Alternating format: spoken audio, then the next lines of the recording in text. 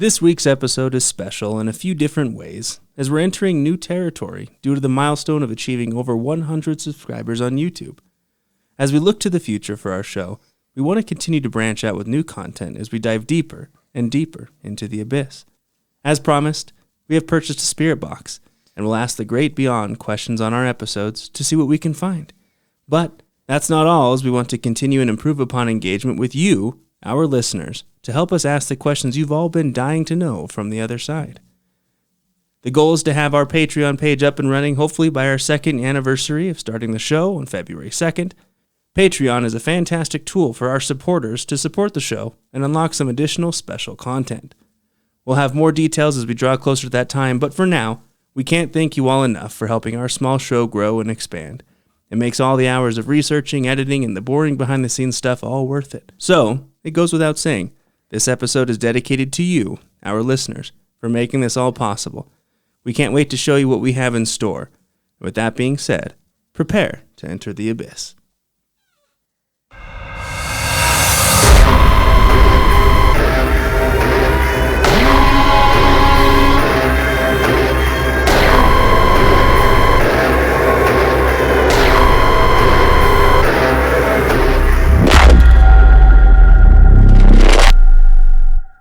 Anybody here that was here before this house was built?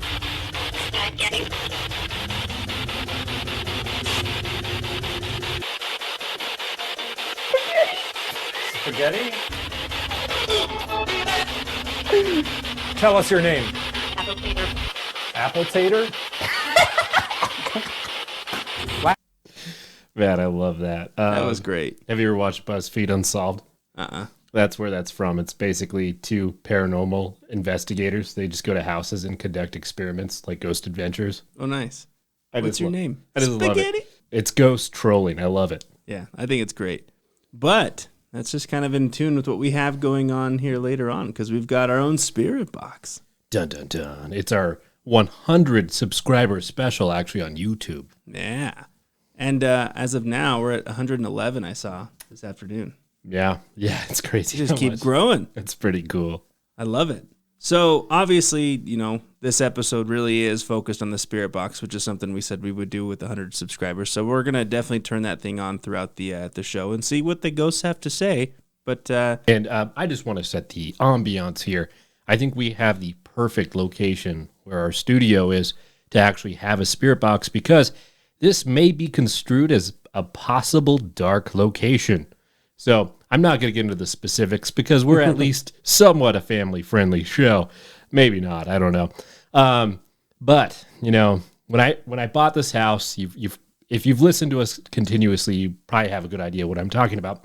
But when I bought the house, not even 3 weeks just living here, I got a knock on the door, and I answered the door, and there was 3 armed police officers at my door. And they were asking specifically for a gentleman who I guess skipped out on bail. And so what I ended up doing is eventually when I got his name and things like that, I went to look him up. And luckily I was able to find his arrest record. And I'm not going to say what he got in trouble for. But it's dark. Just trust us. It's dark. It's so egregious. I'll give you a little bit of a clue. It's not murder, but it's probably one of the worst things that you could do or attempt to do as a human being. Yeah. So to turn this on, the spirit box in this house, if any location has any bad juju, I think this might be a location that would have it. We're sitting in the maelstrom of negativity. The maelstrom of negativity. I hope we get some good stuff on it. I mean, obviously, I have some stuff about what a spirit box is, because I've always known what it was, but until I bought one, I didn't actually play with it and look into what it was. So I say we fire it up real quick. Right now, that's a good question. Yeah. All right. No. Okay, so for those who haven't heard of what a spirit box is, it sounds like a lot of radio static. So we'll try and get the audio so it's not going to blow your ears off or whatever, but it's going to sound really staticky. And the idea of it is we're scanning a bunch of radio wavelengths for the spirits to manipulate and converse with us. To manifest. So let's turn this puppy on. Are there any spirits with us tonight?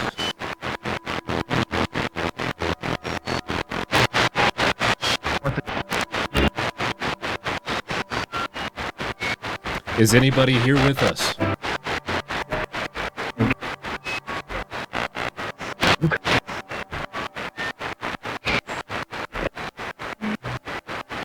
Is there anybody here in the room?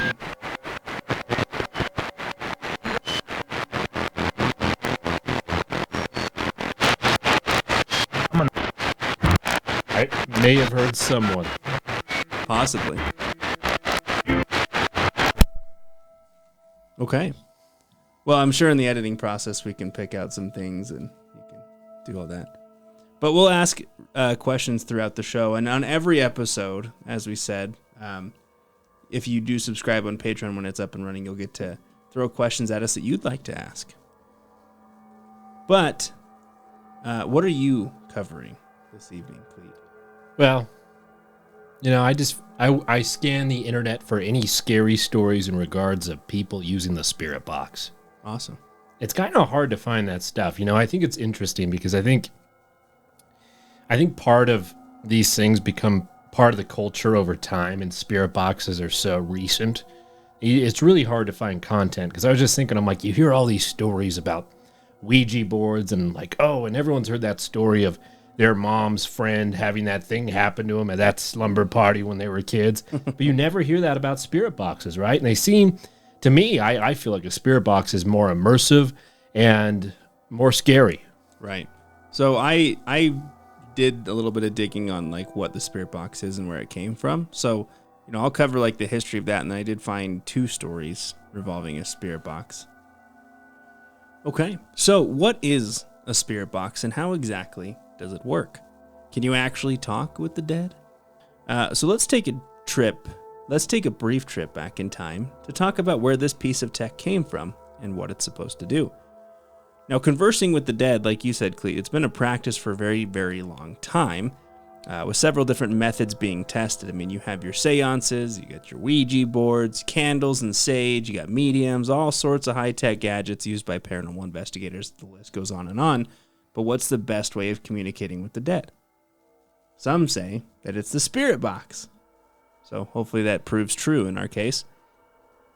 When it comes to contacting the spirits, the proof is in the pudding. So when everyone can hear what's happening, it's easier than taking someone's word for it, right? Speaking through some one person, who's to say they're not just conversing out their ass.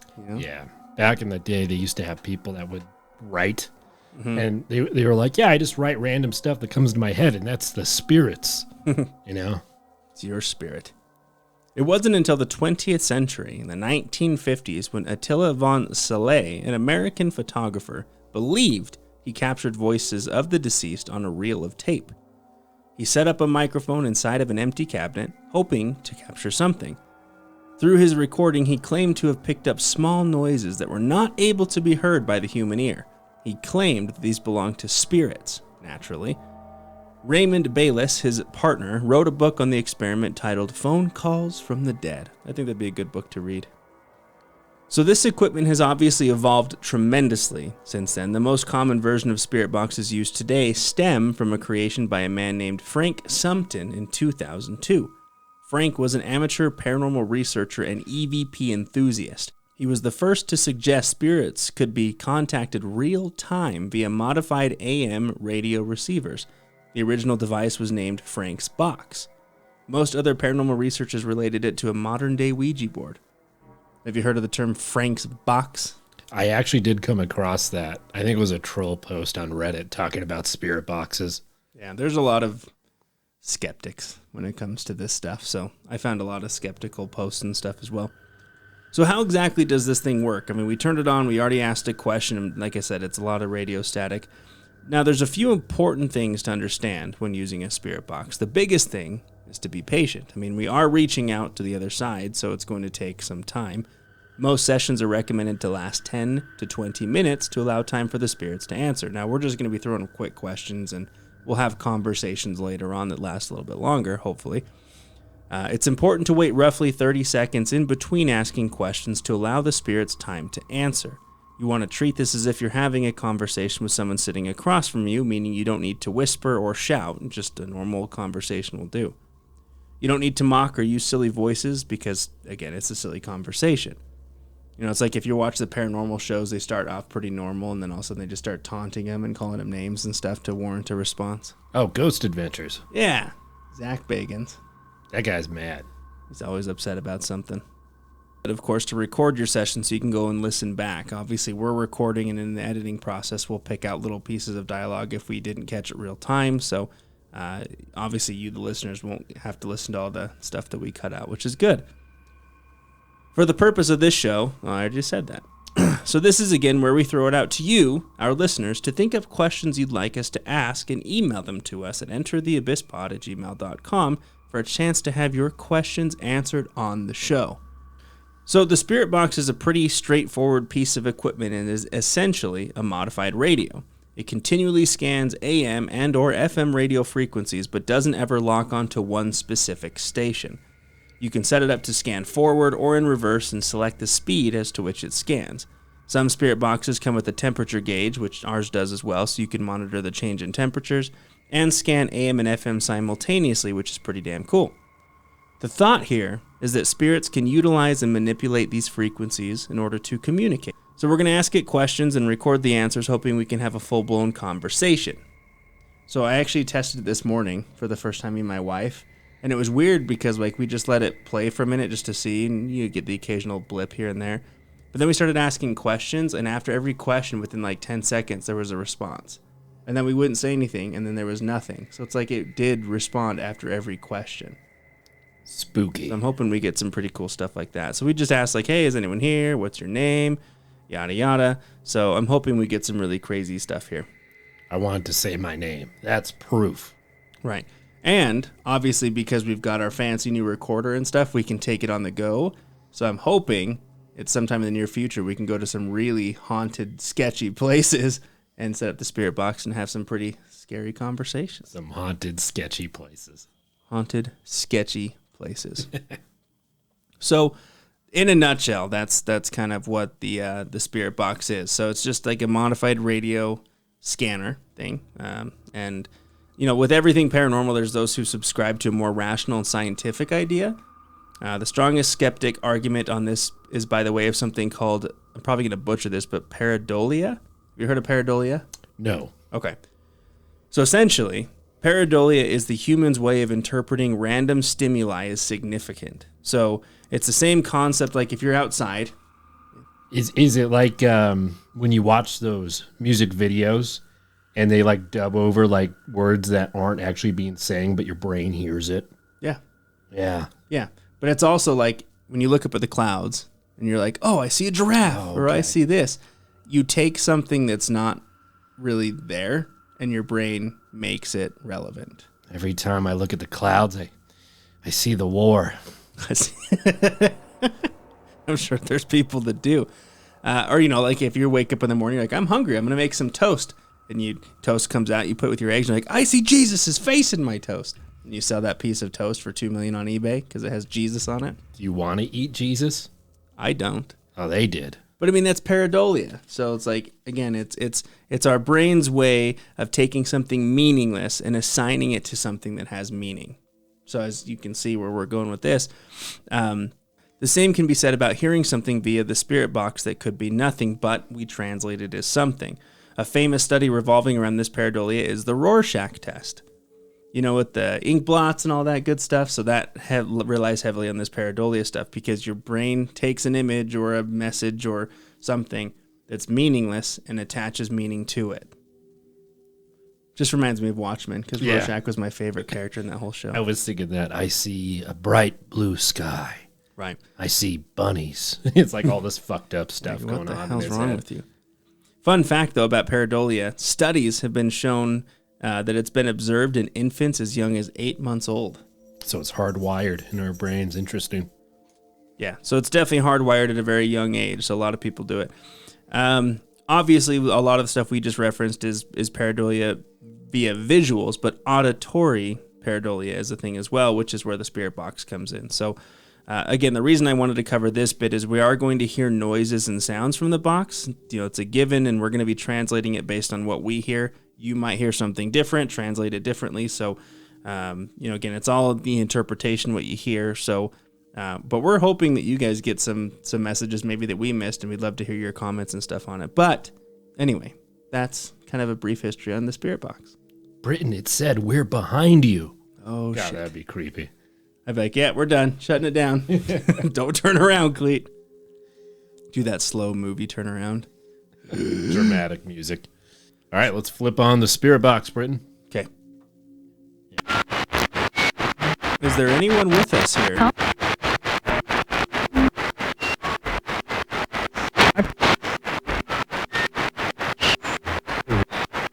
Do you have a name?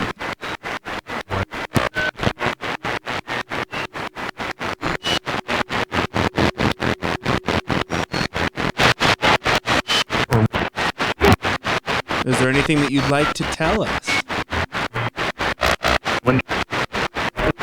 Wait. I heard, Yeah. what's your name?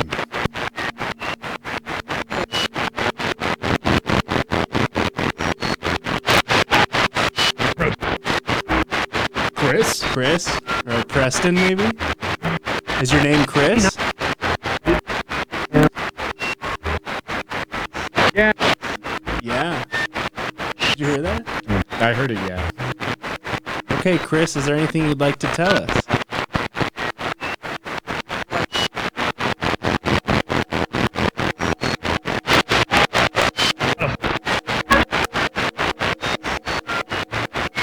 We'll turn it back on later, Chris.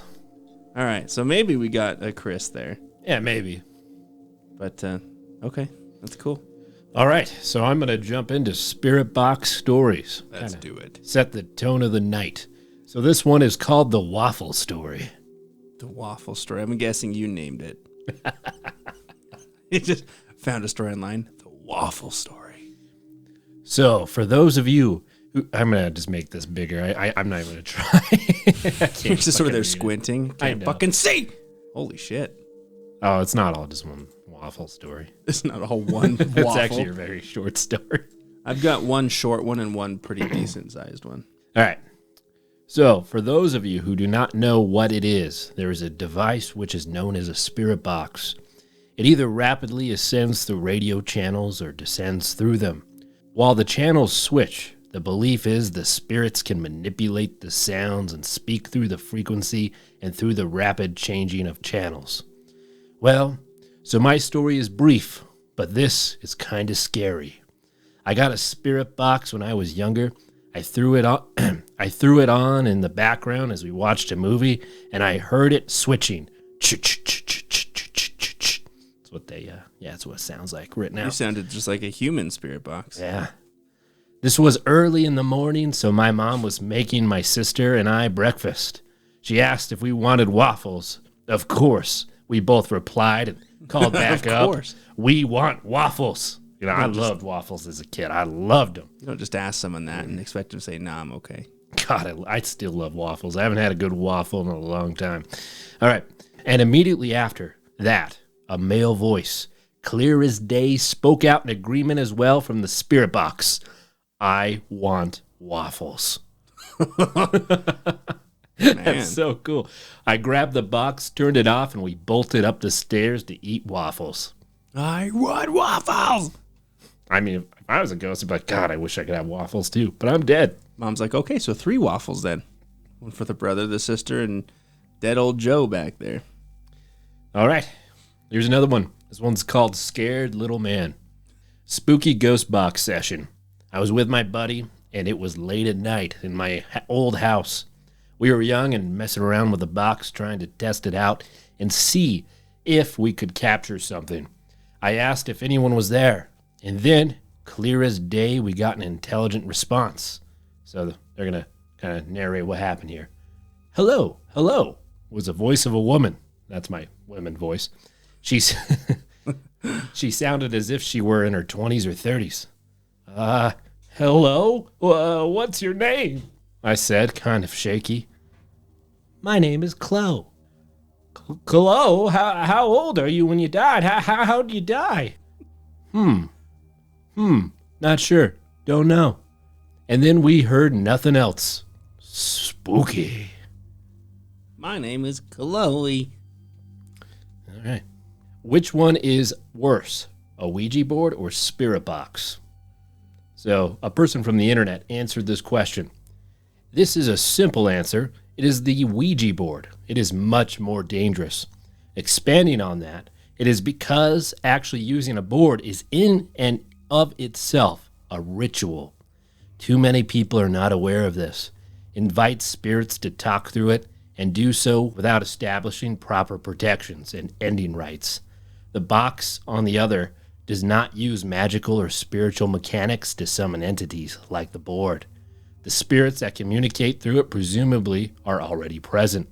Although both can result in unwanted attachments, the box does not involve creating a spiritual connection via ritual, and thus does not have the inherent dangers of attachments like the board does. What do you think? Do you agree with him? Yeah. I mean, I was just going to say that because the board supposedly, opens up a portal for the spirits to enter our realm, whereas the spirit box is just like, like a telephone, like the little cans with the string in between them. You're just having a conversation. You're not inviting anything through. But so I agree. But I mean, I've also used both, and I think that, it's just whatever you personally feel. Yeah. I think as time goes on, people like 20 years from now will say like this is their Ouija board. That's Right. what I feel like. Well, I was telling you, like when I was covering the history, some paranormal researchers did call this a modern day Ouija board. Wow. Okay. Fun. I think what we should do is get a Ouija board and put the spirit box on top of it and just do both at the same time. In fact, I was at a game store the other day and they had a stack of Ouija boards on sale for their Black Friday sale. I almost bought one. Should have bought it. I can go back and get it. We can leave it here. All right. You looked scared. No, I'm not at all. We should put it under your pillow just all night with the planchette. You just ask it questions when you're having your little sleep paralysis stuff. Yeah. I'm like, oh, I'm so scared. Well, we now know that the entity lives here. His name is Chris. I think we should ask Chris some more questions. All right. Let's turn it on. Let's fire it up. Chris, fire away. Fire away. Well, Chris, since you live with me in my house, do you know what my name is?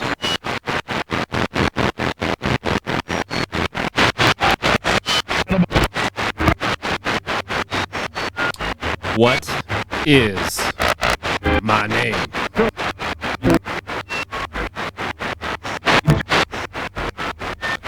Thought I heard it. Cleet. I didn't hear it. Say my name. Say my name, say my name. You gotta give it like 10 seconds.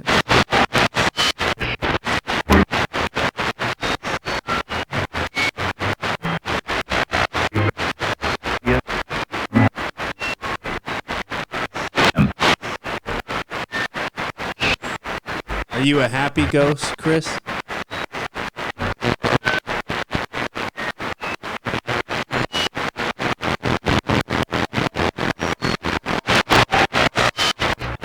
Chris, my name is Cleet. So if you want to say Cleet, it's kind of rude you don't know my name if you live with me, bro. Is that hi? I heard hi. Yeah, I did too. I don't think that was Chris, though. Is there another ghost here with us?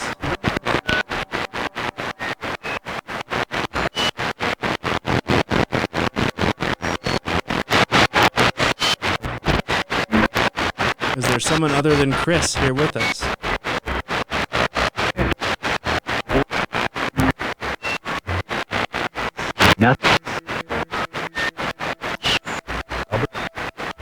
Sounded like no, maybe?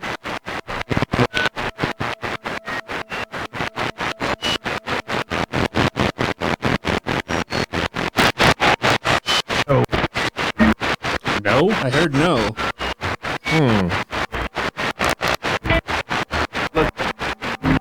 Well, if there's no ghosts here, how are you talking to us?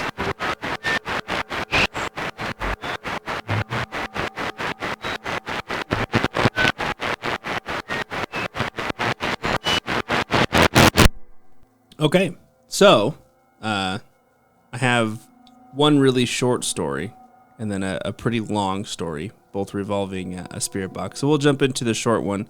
There's some paranormal stuff that went on in my house. It's not so common anymore. Anyways, my aunt brought a spirit box thing over. It gave some valuable information. I'm still not 100% on how I feel about it. But when she was in one of the bedrooms, she asked who was there. The word banjo kept coming up. I told her to shut it off because it was obviously a waste of time. She went home and looked up my address, and the previous owner's son had died in like '01. His nickname written in the obituary was Banjo. Oh, that's pretty crazy. Yeah. I just imagine some banjo doink, doink, doink, doink, starts playing. Some southern twang. Hiya! I got your banjo right here. So this story is pretty long, but it's actually a little intense. So this came from Reddit, posted by Rubber Johnny 7. Title is Ongoing Sleep Paralysis and Paranormal Phenomena, in quotations, a spirit box session. Earlier this year, I decided to start investigating paranormal entities. Having fear of my own mortality has pushed me to try and answer questions regarding what happens after we die. I decided to buy a spirit box. I went with the basic PSB7 AM/FM sweeper. To my amazement, it actually works. I was very skeptical, which is a healthy rational when dealing with things beyond the reach of science. I knew this was legit when I heard conversations coming through about people I lived with and what they were doing. Using specifics like names and places and the property I lived, most of the time what comes through is usually a group of people or entities discussing who I am. Somehow they know things I've never told anyone. It's very similar to what many people believe that is God's judgment. They discuss good and bad things. During my earlier investigations, they seemed to be having casual conversations with each other about me. Each session never left me feeling uneasy. Something changed. Before I do my sessions, I always lay ground rules. Do not touch me. Do not bother me when I'm asleep. Do not follow me. I feel like those are pretty good rules. Yeah, I have to tell that to Chris. to Chris all the time. Chris, nah. Don't touch me when I'm asleep, bud.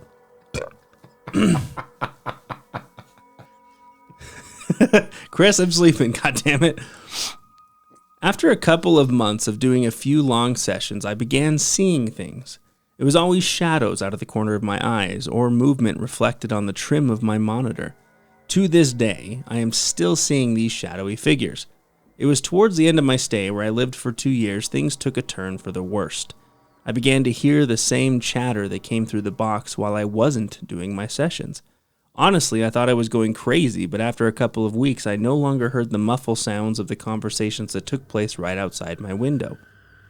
I didn't think anything of it since my housemates used that area for their cigarette spot. One night I heard very loud chatter, so I texted my housemate and asked him if he could keep it down and that I was planning on going to bed. He replied, "Well, I'm not home." I took it as random, that my neighbors must have been outside in their backyard. Then I began to hear conversations in the room that I was in. The voices were extremely muffled at first, but over the course of a few days, they became clearer. What was said was very mean-spirited, the type of things you hear schizophrenics talking about. I decided to call a doctor and explain to him what was going on. He did not feel comfortable diagnosing me with anything since it was never happening before in my life. A few days after I called the doctor, I stopped hearing them altogether. Since then, I've never heard the voices again. However, more sinister events started to take place. I began having horrible sleep interruptions. I'd wake up every 15-20 minutes, and every time I woke up I had the uneasy feeling of being watched. I would be woken up by the feeling that something was touching me or grabbing my leg. Now they're not listening to the rules anymore. I would often wake up and yell, "Leave me alone!" It would usually stop for the night. After a few more days, I decided to take a nap. I was tossing and turning even though I felt tired enough to get sleep. I rolled over to my left side and closed my eyes. I once again experienced something I have never experienced before. I heard a very sinister, demonic voice with guttural speech. No human could talk in a way like I heard. No human could talk in a way like I heard. It was only in my right ear. It sounded like it was speaking from within my ear canal. It was a language I could not understand, nor have I ever heard it before. I spent hours looking up different languages on YouTube to try and pinpoint it. It was not Latin, and a lot of the words, and it sounded much like an incantation. That would freak me out. Yeah. 2 nights later, I had sleep paralysis. I woke up and I could not move. I could move my eyes around, but nothing else. I noticed I was flat on my back. This is very unusual because I'm a side sleeper, and I've never been able to sleep on my back. I looked around the room and was able to see a very tall, shadowy figure by the door of the room. It was taller than the door. It was about 2 feet taller. I was able to muster a "get out," and once I said it, I gained full control over my body again, and this time I yelled it again. At first I thought it was a dream, but I got out of my bed, sat on my computer for 15 minutes to try and shake the terrible feeling I acquired during the paralysis. I've read, if you have nightmares, to wake up and do something for 15 minutes to allow your mind to redirect subconscious thoughts. After this event, things returned to normal, though I still saw shadow figures. They didn't make me feel uneasy as I once saw during the paralysis. I stopped doing spirit box sessions for a while. I then did a couple more last month, but to my surprise didn't get much in terms of responses or voices coming through. I moved out earlier this month, and on my last night I did one more session. This time, I was terrified. The responses were no longer random chatter, but became very dark and sinister in nature. It was the first time I heard, "Get the fuck out," and "You need to leave." It was also the first time I heard a man kept saying, "Demon, demonic." It even said I was a demon. I was happy to leave since I was looking forward to a different place to stay so I would get some restful sleep. Well, that is the most intense story that we've had yet. A couple of weeks ago, I decided to take a vacation, just to decompress from life. Work has been hectic. I booked an Airbnb at a seminary, assuming I would be safe. I'm not religious, but I figured I'd give it a shot. The building was part of a church that was built in 1946. Out of curiosity, I brought my spirit box for a session. I like how he said he was done, but he keeps continuing.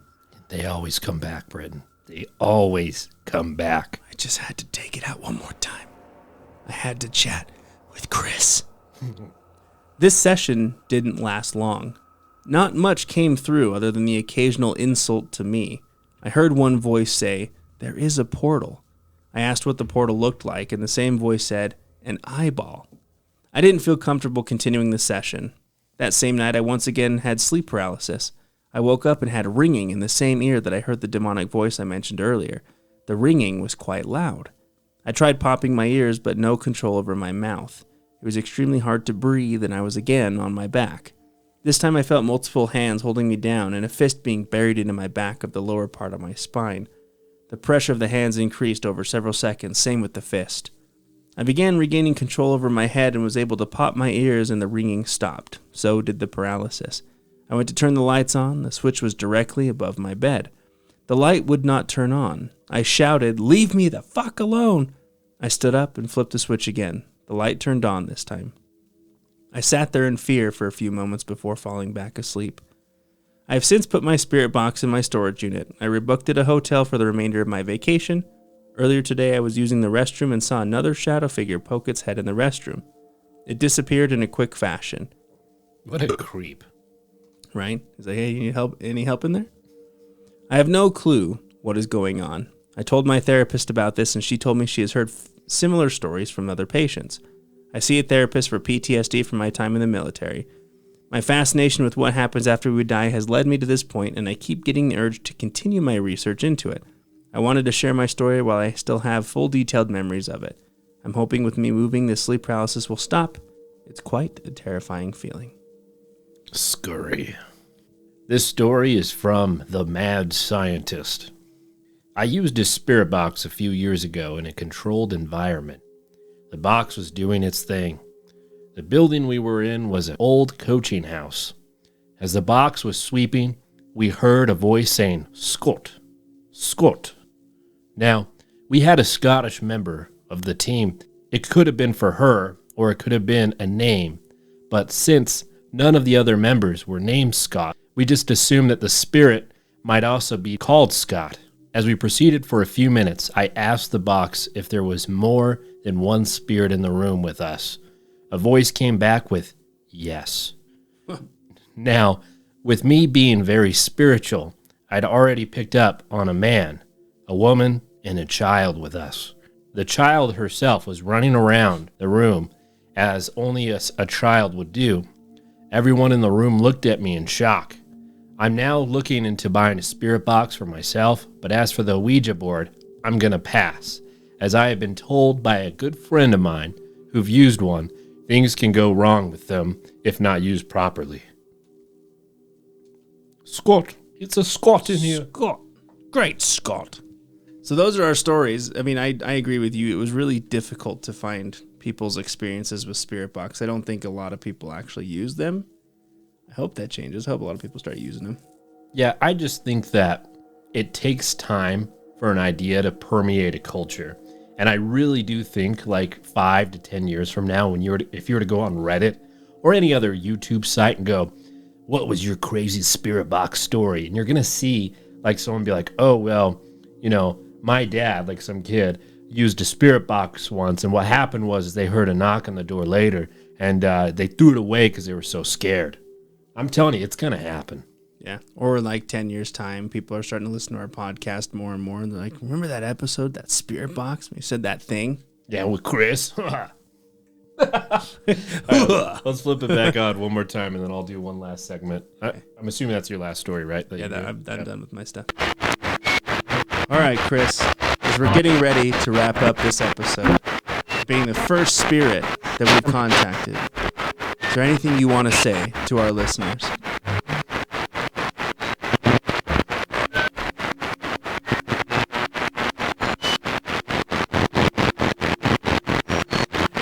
Like, share, and subscribe.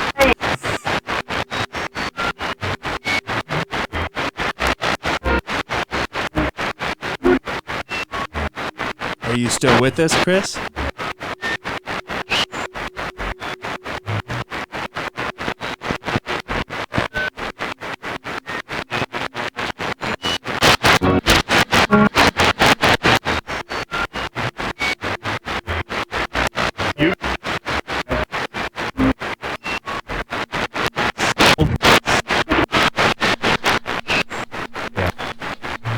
I heard a yes.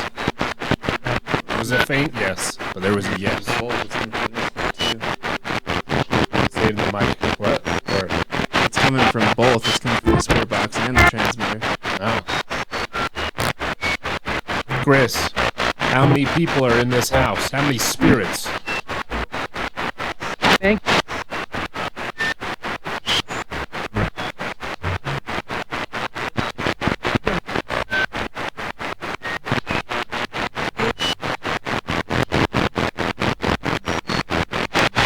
Chris, tell me how you died.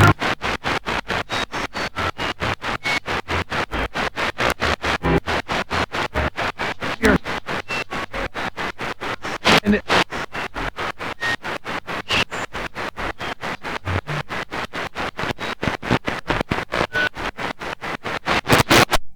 All right, let me do my story, my last thing, and then we'll turn on one last time and then wrap it up. You cool with that? Sounds good. Yeah. All right. So the last thing that we'll cover is my experience that I've had with a Spirit Box. Now, I will say one thing. I had a Spirit Box for like a year and a half, and like it just disappeared. And I remember the first time I got it. I took it up to my room and I started asking it questions. And my joke was like, "What's my name?" That's why you're asking it today. Yeah, I love it. But the thing that I noticed with the Spirit Box is over time it gradually started to talk more. And the first time I did a session was, again, it was up in my room. I was saying that I was trying to communicate with it, and like nothing happened. It was sort of disappointing. And I remember this one time I had to like drive somewhere, and I remember I'm like, oh yeah, I got a little USB thing in my car, so I'm just gonna turn it on and drive around and to see if I hear anything weird. Any traveling ghosts? Any carnies and anything really. Okay. So I remember I was just driving. I was leaving this little apartment complex, and I thought it was funny. I'm like, say my name, And I swear to God, clear as day, and it was right before I was crossing the tracks. It was just so loud. It was just Cleet. And I remember it scared me so bad. And it was the middle of the night, and I slammed on my brakes right before the tracks. It's like, oh. Oh, Jesus. And I thought you were going to say you parked on the tracks. I'm like, that's smart. Nah. And I was like, oh, man, because I thought at the time that it could never say my name, because I thought that would be impossible. And, only later it would always say my name. It would always be like Cleet, Cleet, Cleet. And, I'll tell you one story, and we can always talk more later. But I remember I was hanging out with some gal, and we were staying at someone's house. We were house sitting for them while they were out, and I brought the spirit box. And I'll tell you, like, it was the most unique one ever, because like the moment we flipped it on, we're like, hey, is there any spirits with us? You know, we were having some beers, we're drinking a little bit, we're a little tipsy. But I tell you, man, like the moment we turned it on, it was cursing at us. It was, damn. Like, you know, it was like in spurts. It's how it works. You know, it's not just a line of text. But I remember it said like, fuck you. Like, and it was angry too. Like, and where were you? Like, who was this? Not like, you don't have to tell me. Like, so you said you were house watching for someone, right? yeah. They live like in an angry area. Like, did their house have some bad juju? It was in a new developing area, so it was like a brand new house. On So top of like a grave site, maybe? an Indian burial ground. And it was so funny because it kept going on throughout the whole thing. Like we turned it off, we turned it on later, it was still angry. And it was the ambiance, or like the, how do I say it? Like the atmosphere got thick. Like she was terrified. And I was pretending like I wasn't. Girl. I was pretending like I wasn't that scared. And it was the weirdest thing because later that night we were watching. This is my Ouija board story almost, right? Because something did happen. We were watching the Harry Potter. We're going to turn it on or whatever. And she was explaining to me what the first 5 movies were, because I don't fucking Sounds care like a magical night about that. And she's telling me because she loved Harry Potter, right? A lot of people do. Harry Potter's great. In the middle of her explanation, we heard a bowl from the upstairs like spinning on the counter. And I went and I ran back up, tried to find the bowl, but by the time I got up the stairs, the bowl swirl stopped, and we could never figure out what caused it. Wow. Yeah. So that's just one interesting spirit box story I have. Well, I mean, obviously, this is the first time I've ever used one. You've obviously used it before, but as we get better with our equipment, we have like a Bluetooth transmitter, hopefully, that we can set up and you know, play around with a couple different things. But hopefully we'll get a little bit better. I'll try out like some other frequencies and see what's the best way of getting it. But we should flip it on one more time. Yeah. In the light of the story that I just told of the dark entities, I'm going to ask it. I'm going to troll it a little bit. I'm going to go Ghost Adventures on it. So let's just turn it on real quick. I'm going to ask it a nice little question, and that will end our podcast on that. All right. Are there any evil spirits with us right now?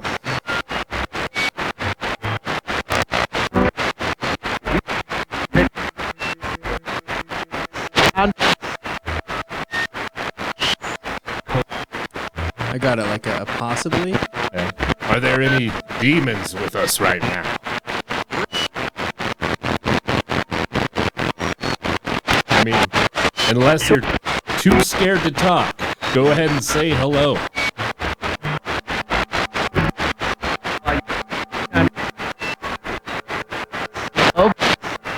I heard hello. I did. Are you an evil spirit, sir?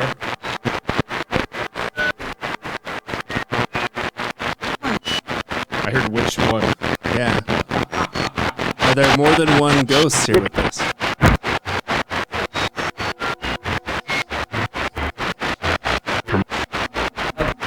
Yes? I got a yes. Okay.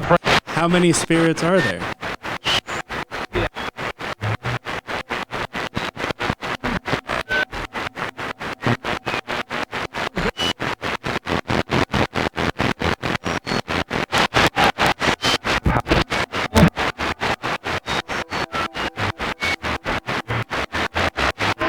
Who's got more spirit cred, Cleet or Britain? Hello. I heard hello. That was clear. That was a really clear hello. Hello, sir. You've said hello a few times pretty clearly. What's your name?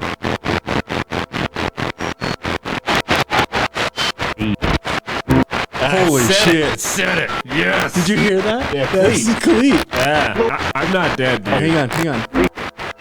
Say it again.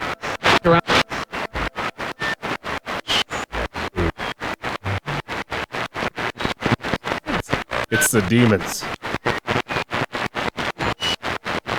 Getting some good chatter now.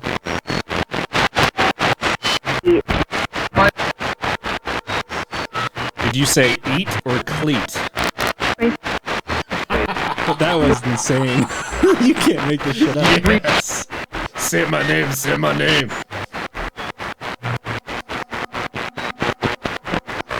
Do you guys like Cleet?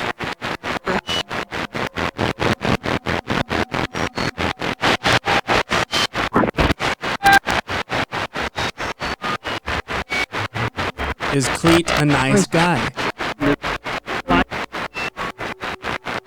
I heard Cletus. That's my southern name.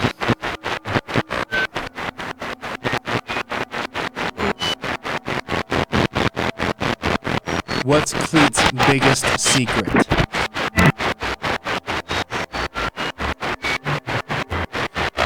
Sword fights.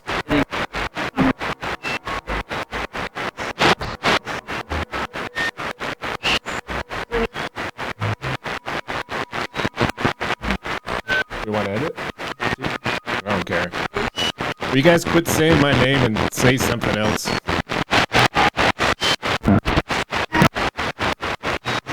I know demons. It's your homeboy here. All right, spirits. We are going to end this session. I hope you all have a wonderful night. Unless you have any objections. Do you want us to turn it off?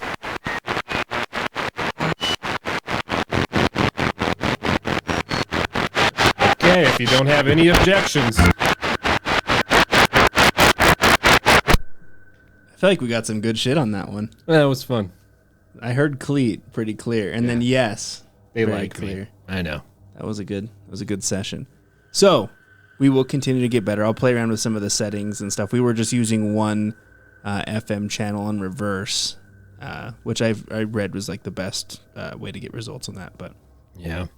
Well, guys, if you're listening to this and you think of a cool question that you want us to ask, we'll probably put this at the end of our podcast every time. But send us an email to entertheabysspod@gmail.com, and you might hear your question on here, and we'll give you credit. absolutely, and sincerely, we honestly cannot thank you all for the constant support, whether that be YouTube, Audacity, however you listen to our podcast, even if it's just on your phone on lunch break somewhere. We really appreciate it. The numbers have been going up, and it really allows us to branch out and try these new things because we know people are listening, and again, we really want to make that continue to happen. So we've got a lot of fun things in the future planned. So thank you. And if you're watching us on YouTube, please like, share, and subscribe. And as always, thank you for entering the abyss. Until next time.